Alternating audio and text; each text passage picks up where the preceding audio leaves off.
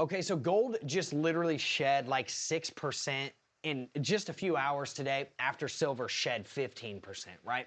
This was crazy. I'm going to tell you exactly why it happened, exactly how you could have factored this in, at the very least knew about it or predicted it, right?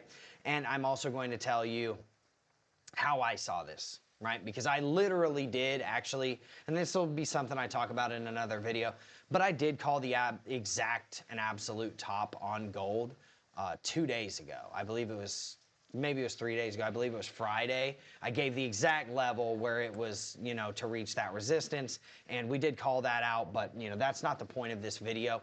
If you are unfamiliar with who I am Drew Wolfer. I'm a verified pro trader at Verified Investing, a commodities expert. I do have a 91.5% live tracked and documented win rate on the assets that we're going to be talking about in this video, gold and silver, baby. Go check it out anytime that you want. And I am also the founder of Nordic Alpha. If you want actionable trades, actionable insights, real action that comes off of this, and not just the information that I'm about to give you from a fundamental and a psychological perspective about what happened inside of gold and how you could have predicted this, right? Like I did, like I've been talking about this for 2 weeks, right?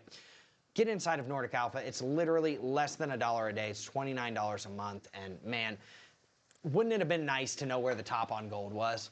That's the second time this year that I've called it inside of Nordic Alpha, documented, right? I've documented it on my YouTube channel. I have it documented in my trades. I have it documented inside of Nordic Alpha and at Verified Investing.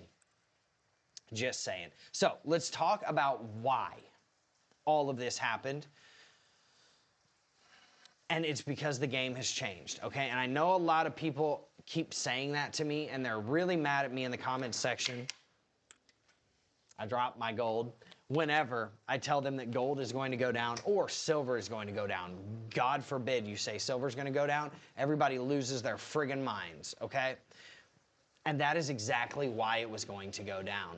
Because whenever you see people in the comments section acting like you just came into their house and stole their wife because you said gold is going down or silver is going to go down, because in a healthy market, it needs to have a pullback from a fundamental and technical basis. That's all you're saying? And people act like you just stabbed them in the throat. That's how you can tell that this market has gotten way out of hand. People are over leveraged, they're overextended, they're over invested, and they are way too tied to that one asset, which means that whenever something like this happens, everybody's going to run for the hills. And you've seen exactly what happened today. Silver, 15% shed. Platinum, 15 to 20% shed. Palladium, 20% down, right? And gold, 6% down. Copper, 6% down, right? Everything just absolutely demolished. And that is because retail decided, I'm going to not be diamond-handed, right? Can you even see that? I don't know if you can see my diamond. You know, I'm not going to be diamond-handed. I'm going to be paper hands today. And it's because I'm way too over-leveraged in this market.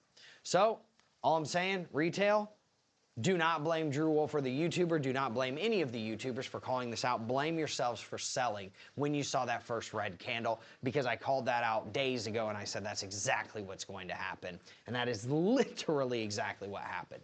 Now, why did silver cause gold to go down? Well, I have an entire video on that, right? But one thing I want people to understand is that the whole game changed. Usually what happens is gold runs silver, right? And what do I mean by that? Gold go up, silver may follow, right? Gold go down, silver may follow down. But it's never been silver really technically leading the charge, right?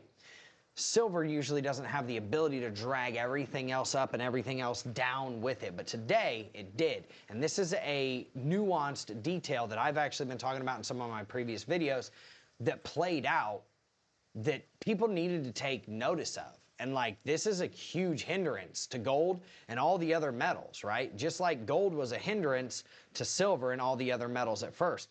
Now, instead of gold being the only one that can drag the market down, now silver can do that too. So as soon as silver pulled just a parabolic move up, way too many bearish divergences all at the same time. Same thing with gold. Same thing was happening with gold, right? The only difference was gold's moves were smaller and more sustainable, right? Whereas silver's wasn't. Think of it like a rubber band. When you pull a rubber band so far, you can't pull it any farther without actually breaking it, right? And if you let go of it, you let go of the pressure off of it, it's gonna snap back, bang, and it's gonna hit you, right? So the only way that you can either do it is just pull it really slow, release the tension, pull it really slow, release the tension, or release the tension really slow. And unfortunately, when you're at this far out, it's hard to release that tension slow because you've got so much force pulling back on you, right?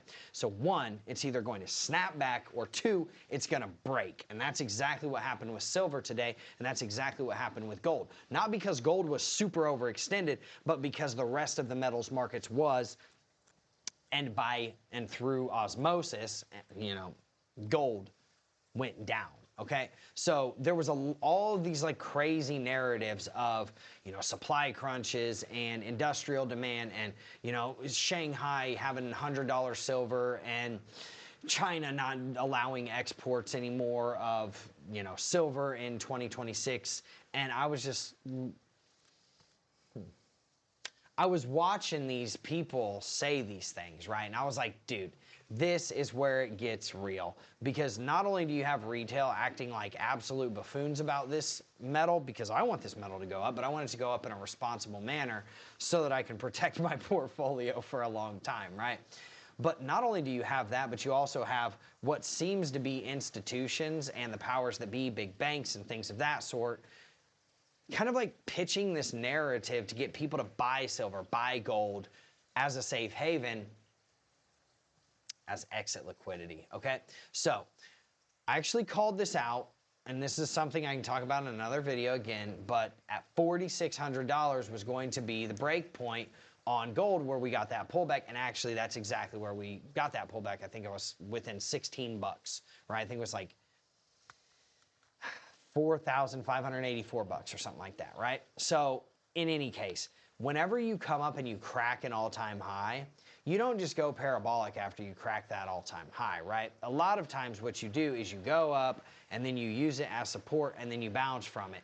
In this case, the problem that happened with gold is that it went up, hit the all-time high, and then just kind of ceilinged, right?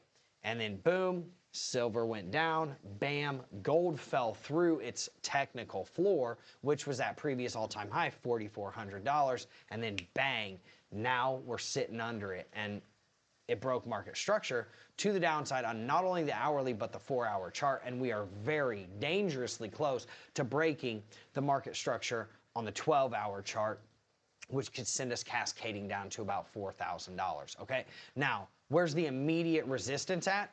The obvious one, $4,600.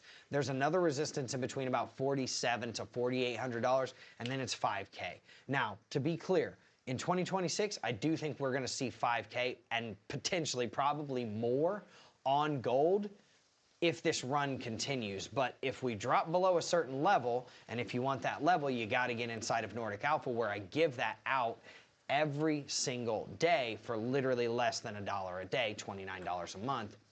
But there is a level that if we break it, we're gonna stay down for quite a while. So if you wanna know what that level is, I will be happy to see you inside of Nordic Alpha. I have a very unique perspective on the market. I don't look at it from, although I own a lot of this, right? A lot of this right here. I don't look at it from the gold bug perspective, which is good because I look at it from a level-headed perspective. I look at the technicals, but I also study the fundamentals. And if you want both, you know where to find me. Get into our private VIP trading room. And if you like content like this, seriously, smash the like button. I appreciate it a lot. It really does help. And if you would like to not miss this type of information ever again, and you know, want to see, you know, the things that I'm talking about and all the TA that I do, then obviously subscribe to the channel, and then boom, bang on the notification bell. Comment anything that you want in the relevant sections. I'm with the smoke. I've been getting smoke for 2 weeks talking about how gold was going to go down, and it did. I do think we have more downside from here. Is it going to be a tremendous amount of downside where we go to $2,000? No, it's not. And are we going to continue back up into 2026?